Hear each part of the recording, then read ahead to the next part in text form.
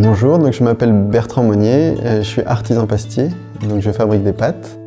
Je suis installé donc sur la ferme de la Guilbardière et donc j'ai appelé mon entreprise les nouilles du barbu parce que j'ai la particularité d'utiliser un blé qu'on fait pousser sur la ferme.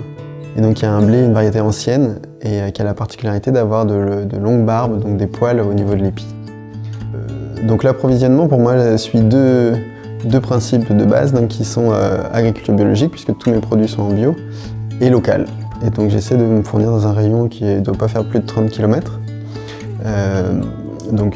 Par exemple les légumes viennent de ma voisine sur le marché, donc là aussi c'est pratique puisque je n'ai pas de déplacement à faire. Ou alors pour la meunerie par exemple, j'ai choisi de faire une vente à côté de mon meunier, comme ça me permet au moment où je vais lui livrer du grain de récupérer la farine qui vient de moudre. Donc j'essaie de faire le moins de déchets possible. Et par exemple, lorsque je fais des raviolis, j'ai aussi des chutes de pâtes. Et donc là, plutôt que de les donner, de les jeter, je les retransforme en pâtes sèches. Et donc je peux les valoriser ces déchets une seconde fois.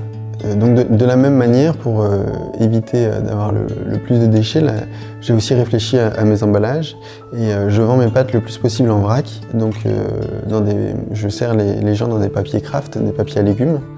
Et j'ai même des gens qui ramènent ce sachet d'une fois sur l'autre ou qui amènent leur propre sachet, par exemple en tissu, ou voire même en verre pour les pâtes fraîches. Donc là, ce qui me permet aussi de réduire les coûts d'emballage. Alors, en me lançant dans cette activité de vente de produits bio local, je me suis assez vite rendu compte que j'avais affaire à une clientèle très fidèle qui recherche justement cette démarche. Et donc pour moi ça a beaucoup d'avantages, c'est que je sais que chaque semaine je vais vendre à peu près la même chose et donc j'ai des revenus qui sont stabilisés dans le temps. Souvent il y a l'argument du coût des matières premières qui peut faire peur. Moi ma matière première c'est de la farine que je paye en gros 1,10 € le kilo. En conventionnel ça peut peut-être être 70 centimes ou 80 centimes. Mais finalement sur le produit fini ça ne représente pas grand chose.